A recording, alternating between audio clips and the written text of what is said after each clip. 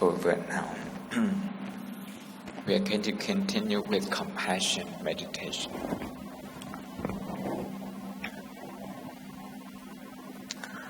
Compassion meditation is very important. Very important for emotion management.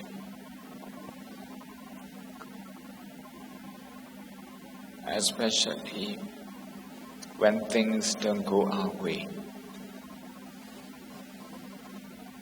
Except compassion, there's no easy meditation accessible to everyone.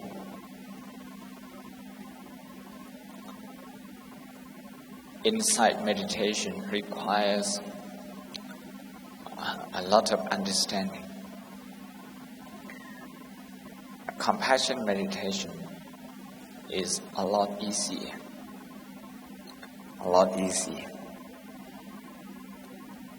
But first, as we have explained in the morning, non-judgmental mindfulness forms the foundation of compassion meditation.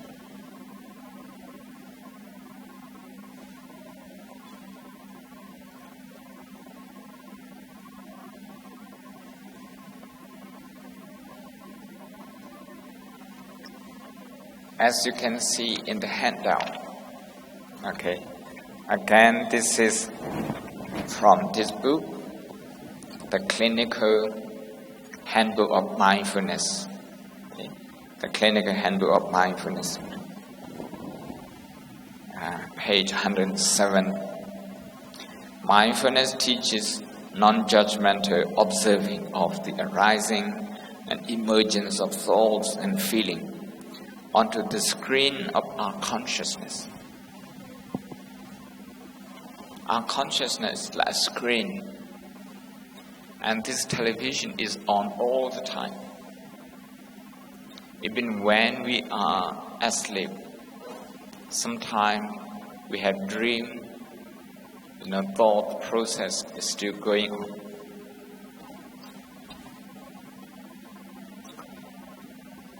So, in order not to multiply the impact of negative thoughts and negative feelings, we need to have non-judgmental awareness. Now with that, as a basis, compassion mind training focuses on directing our attention with a focus on trying to generate feelings of warmth, gentleness, and kindness. If someone looks very critical of you at work, someone doesn't recognize your hard work, he doesn't recognize your status, he doesn't really care, he doesn't recognize your contribution in the workplace. If you have to work with this kind of person at work, you will feel some tension. If tension boils over, if tension increases, the amygdala part of the brain, the old brain, will start becoming active. You will go into fight or flight mode. You are working on the assigned task, on your part, but actually your subconscious mind is just thinking about the person who is looking down at you, the person who is not giving you due recognition. your mind is with that person. So you're being distracted. Your energy use is double. You have to focus on the task at hand. At the same time, your mind is also distracted to the person who is irritating you. Emotionally, you can feel exhausted easily. Compassion here is just to feel the pain of that person. The pain of that person, feel, the pain. You may think that he is not,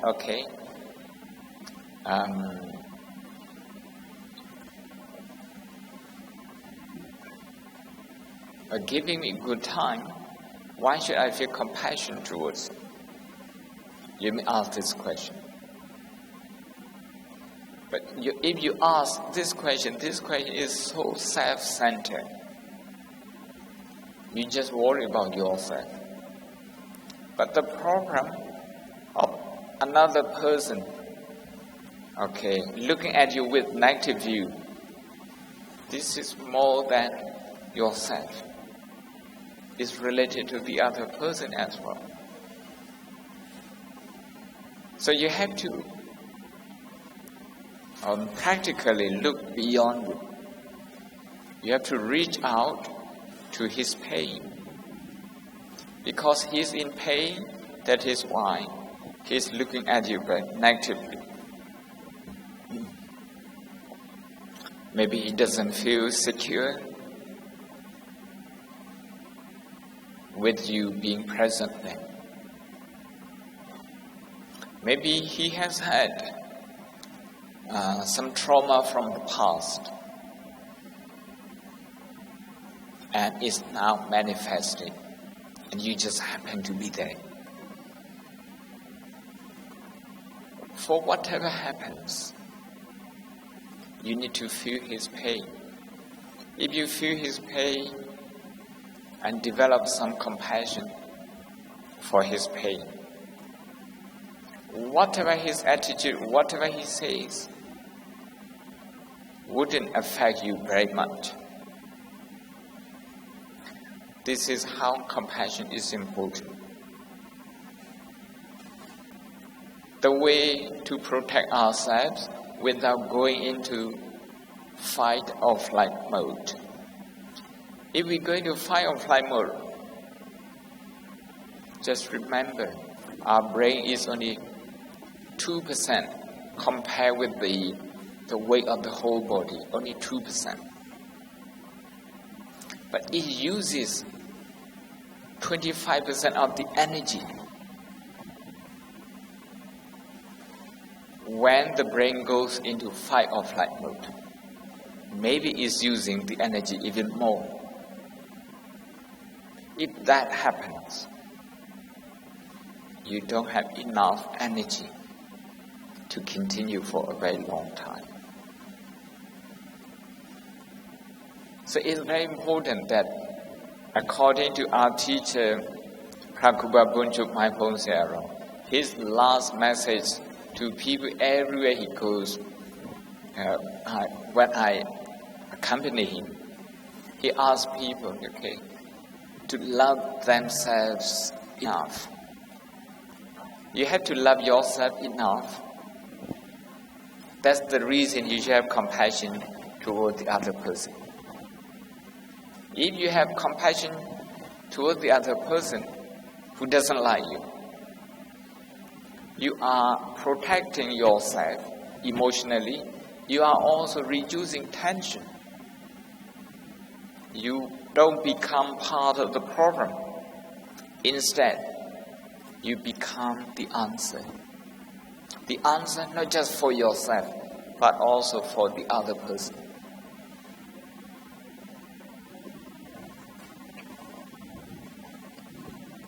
That is why clinically people say this, and I have read this out in the morning.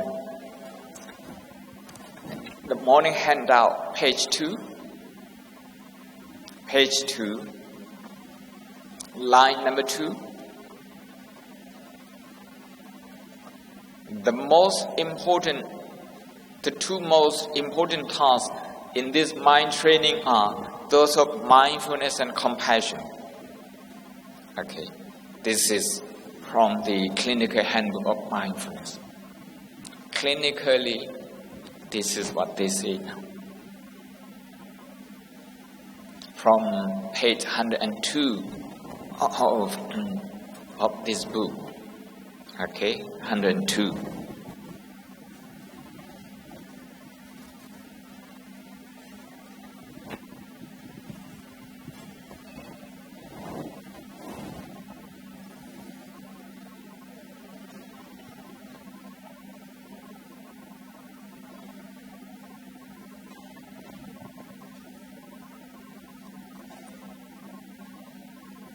There is so much to share with you in this book. I think I will leave it for the 20th year of Oxford Buddha Vihara. For the 10 years anniversary, I think we will stick to this handout. So I'm trying to convince you that compassion is not weakness. It's not a weakness, actually it's a strength. You are stronger, you are a strong person if you can solve a problem. You are a weak person if you can only cause a problem and don't know how to solve it. And you are also a weak person if you become a part of the problem and not part of the solution.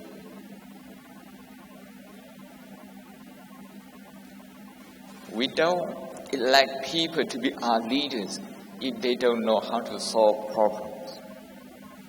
If they only know how to create problems, okay, we don't elect them to be in any office at all. So naturally, we look to people who can solve problems. So compassion primarily recognizes problem. We say dukkha. Can I have the whiteboard here? Whiteboard here. From time to time, I need to get up and write. Otherwise, I will fall asleep. Okay.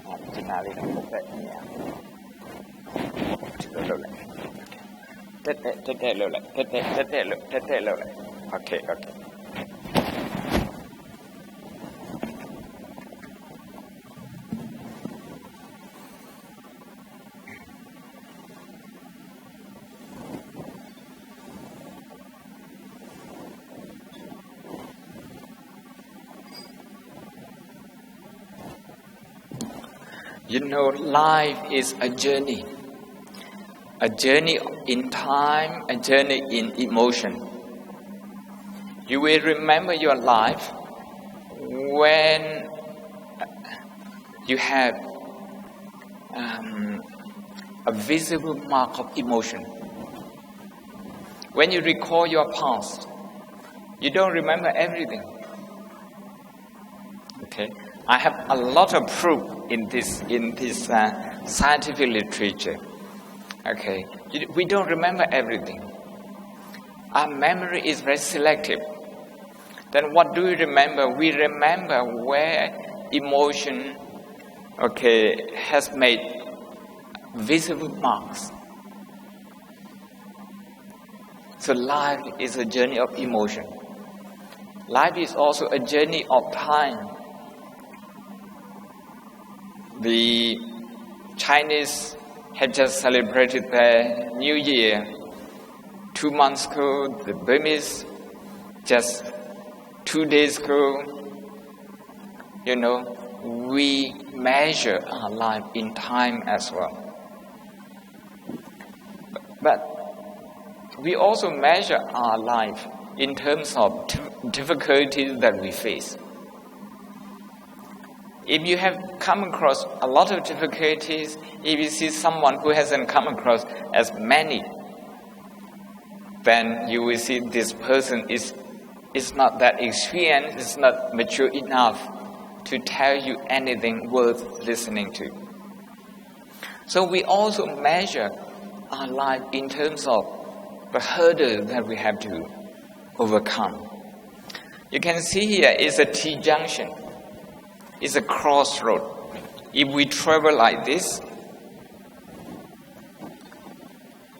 every time we come to this point, we have to make a decision, either to turn left or right. We have to make this decision.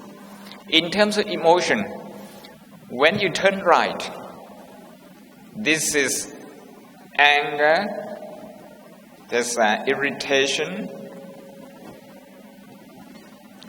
avoidance,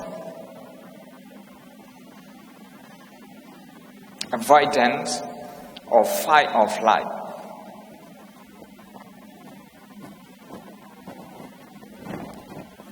This is on the left, no, on the right side. I'm talking in neurological terms. The neurologists say the prefrontal cortex, they have two different functions. When we turn right, we are overcome by anxiety. We go into fight or flight mode. But when we turn left, we stay calm.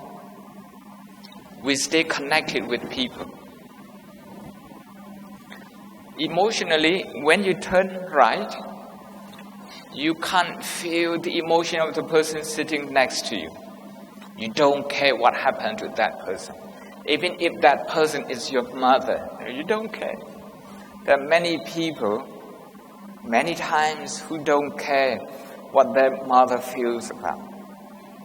Okay? All of us, at some point, that happens to all of us. So this is calmness, connection. It's in this connection that compassion comes. You get connected with the problem that you're going through. You get connected with the problem that the person next to is going through. Maybe your colleagues, maybe your fellow countrymen, maybe your fellow world citizens. Whatever they go through, you feel their pain. If you feel their pain, there is an opportunity for compassion.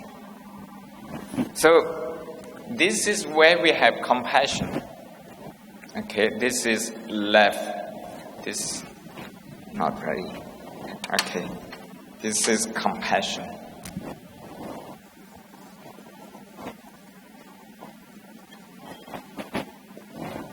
And this one,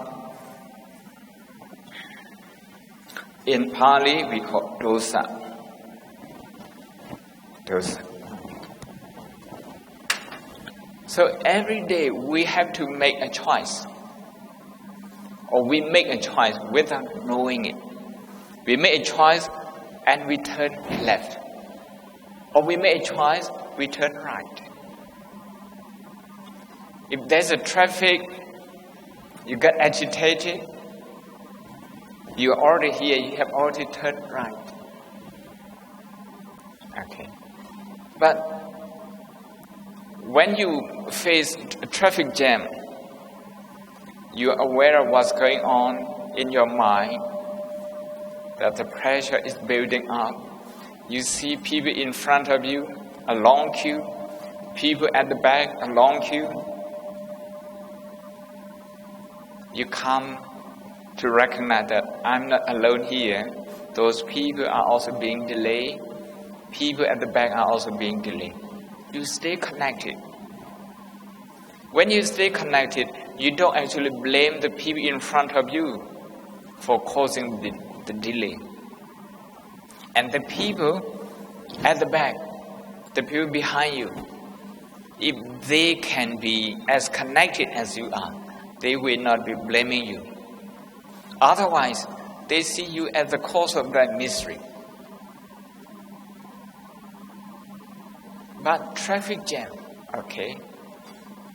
Come on, we produce more and more cars. We all want to have a car. How can we avoid traffic jam? Okay.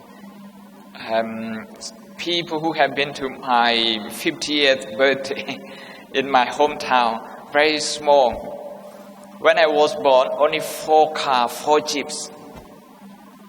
When I was 50 years on, during the celebration, people couldn't move because there were so many cars. Okay.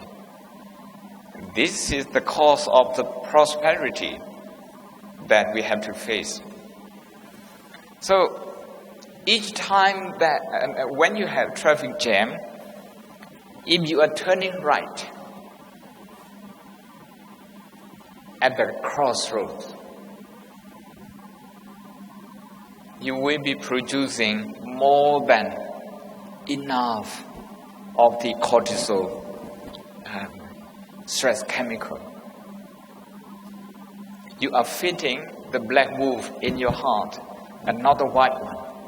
And the black wolf will be leading the decision-making process. So you will make your own decision, okay, disconnected from everyone, including your family member. There are people who see even their own family members as threat.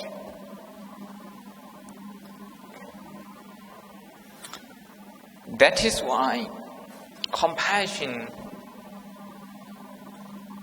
is for our survival, not just for the survival of our own self, but also for the whole planet. It's important to this. Then, what do we do with this? How do we do this? How do we do compassion?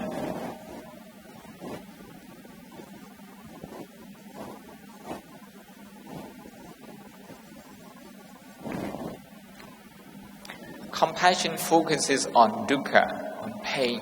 Dukkha means things that are not what you expect. You sit here, you expect your body not to be in pain, not to be in discomfort, but within a few minutes of shutting your eyes, you discover that the body has some discomfort. This is dukkha.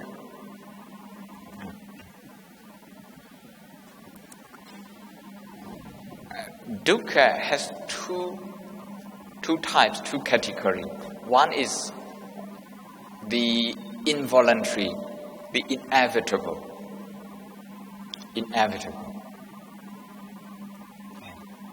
During lunchtime, we all feel hungry because of the body, the nature of this body, this physical body.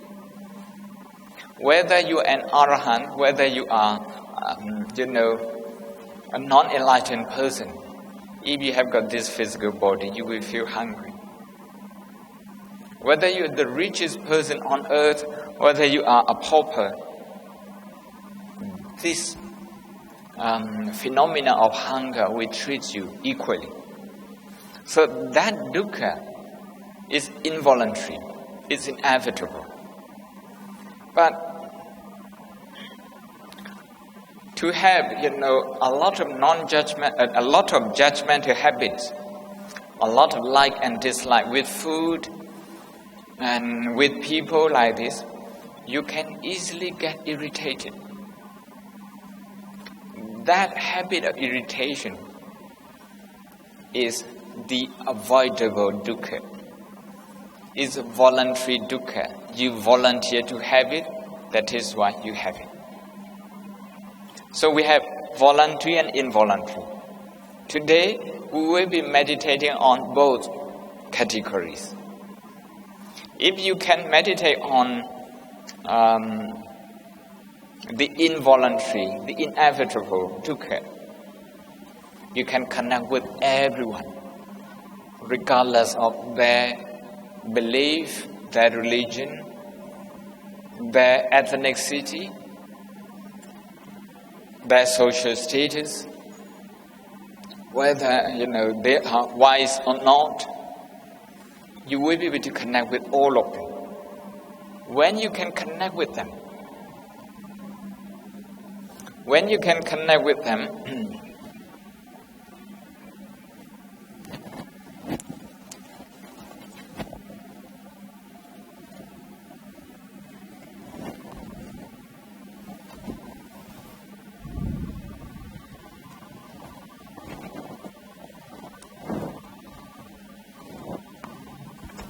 when you feel connected with them, this is what this one talks about. This is the latest Harvard Business Review. This is a special issue. The brain science behind business. At page 44, the neuroscience of trust. Why people trust each other. Why animals trust each other. When one animal sees the other animal as no threat, at that time, what kind of chemical is being produced? It's called oxytocin.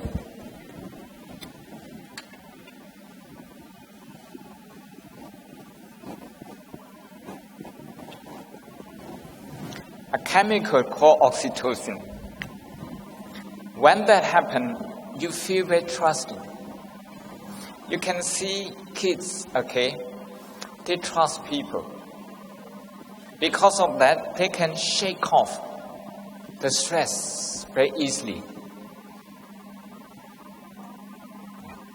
When we don't trust each other and still have to live in the same neighborhood, in the same company, in the same country, in the same region, we are sitting on a time bomb. According to this latest research,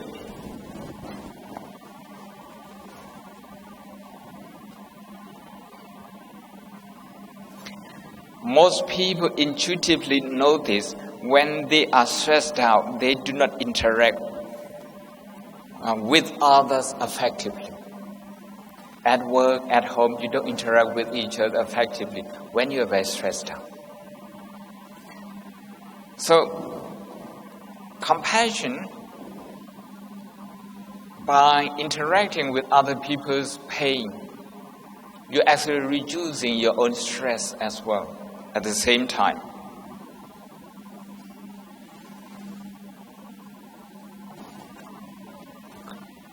When you compare with people at low trust companies, people at high trust companies report 74% less stress. If you trust your colleagues, you have less stress. Oxford Buddha, we are committee members, and the monks, we have to have more trust on each other. And also everyone here, if you have more trust, you contribute into the growth of Singapore. More than this. More than this.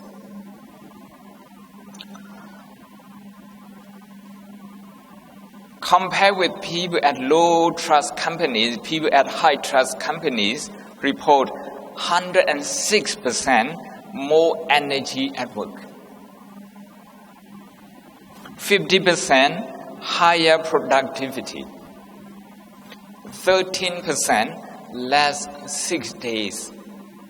You don't take sick leave often. 76% more engagement, more interactive. 40% less burnout.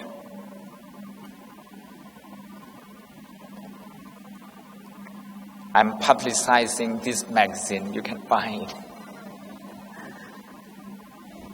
Maybe I will get some commission. I'm doing this. Karuna, we are going to do compassion meditation.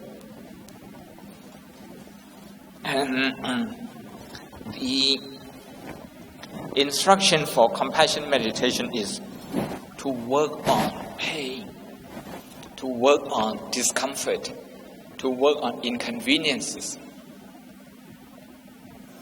This is the main task of compassion. Why? Because whenever we come across inconvenience, emotionally we are shaken. We are rattled by any disappointment, any frustration. So we don't actually have, if we don't do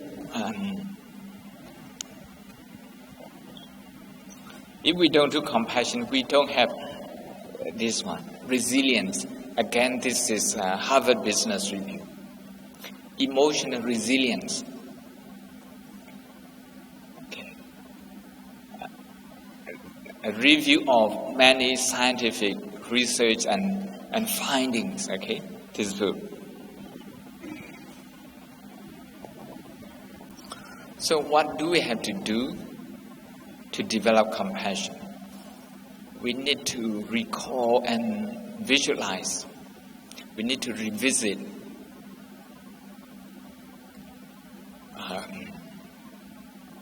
difficulties and problems that we faced in the past. We revisit them. We think about them. Okay. We recall the situation, and we are going to see if there is any negative emotion, if there is any tension in the physical body, if there is any anger,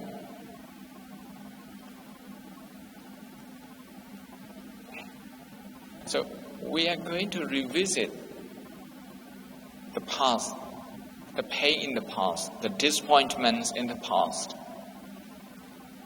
the frustration in the past, and then deliberately direct our attention towards compassion.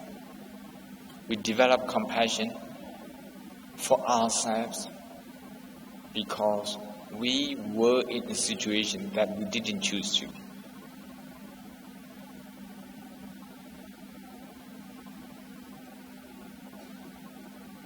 Compassion.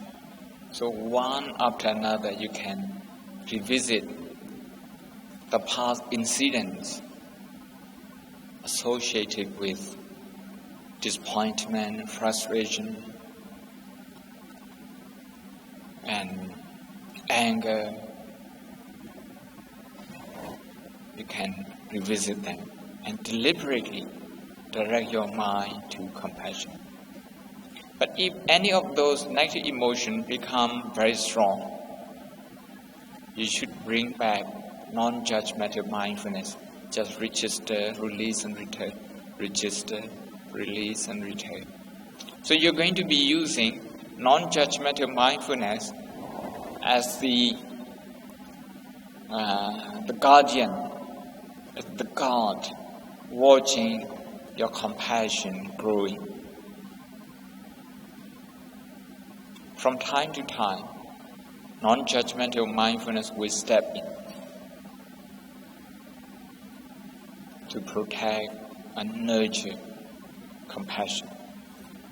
But if we only think about our pain only, if we only think about our pain and we don't try to connect with the pain of other people, we will become self-centered. Self-centeredness is another cause of stress as well. It doesn't help us to connect with other people. So it's important that we extend our compassion exercise to our loved ones. Our loved ones may be family members, maybe our best friends. So you choose them one by one, and think about their pain, think about their shortcoming, and feel compassion for them. Because if you don't do this, whenever you face their shortcoming, that will irritate you. That will make you judgmental.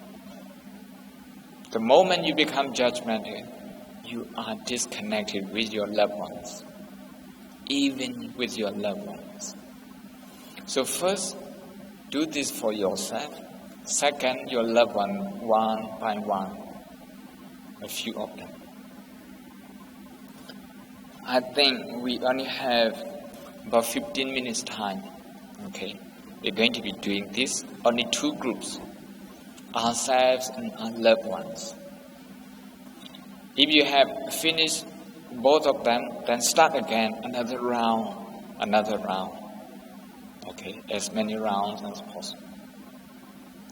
Kayuna Karuna, te yeji pare. Tu chain nenela, midasu nenela, company nenela, time nenela, Karuna te yeji pare. Okay, we are starting compassion meditation. So we have about 12 minutes.